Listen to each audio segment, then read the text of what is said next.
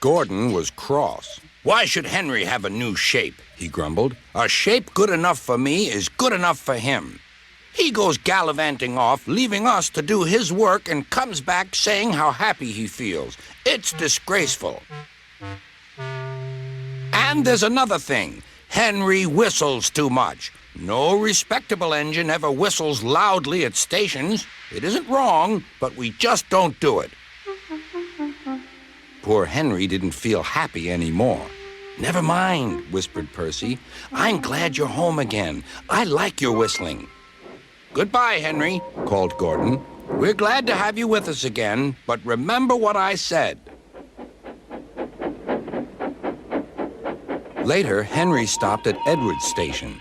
"Hello, Henry," said Edward. "You look splendid. I was pleased to hear your happy whistle yesterday." "Thank you, Edward," smiled Henry. "Shh! Can you hear something?" "It sounds like Gordon," said Edward, "and it ought to be Gordon. But Gordon never whistled like that." It was Gordon. He came rushing down the hill at a tremendous rate. He didn't look at Henry, and he didn't look at Edward. He screamed straight through the station and disappeared. "Well," said Edward. "It isn't wrong," chuckled Henry, "but we just don't do it." And he told Edward what Gordon had said.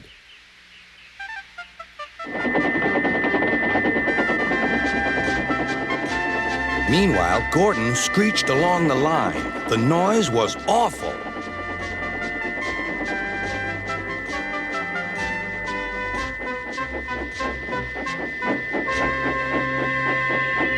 At the station, everyone covered their ears. Sir Topham Hatt covered his ears, too.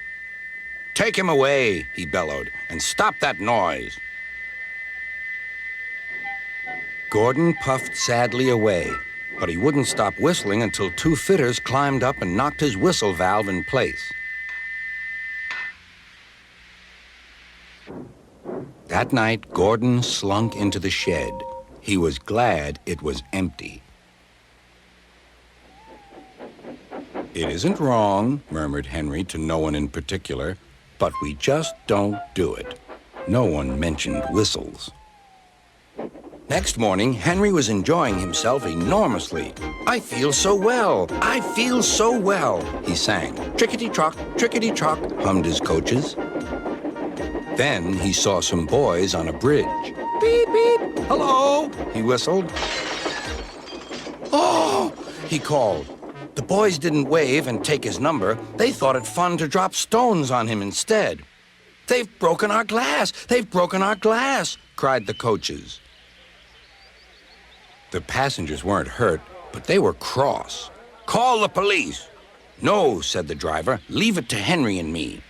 "What will you do?" they asked. "Can you keep a secret?" "Yes, yes." "Well then," said the driver, "Henry is going to sneeze at those boys."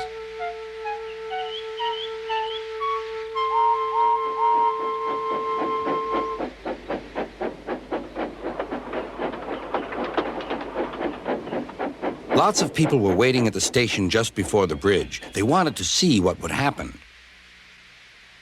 "Henry has plenty of ashes," said the driver. "Please keep all windows shut till we've passed the bridge. Henry's as excited as we are, aren't you, old fellow?" Henry felt more stuffed up than excited. Soon they could see the boys, and they all had stones. "Are you ready, Henry?" said the driver. "Sneeze hard when I tell you." "Now," he said. Achoo!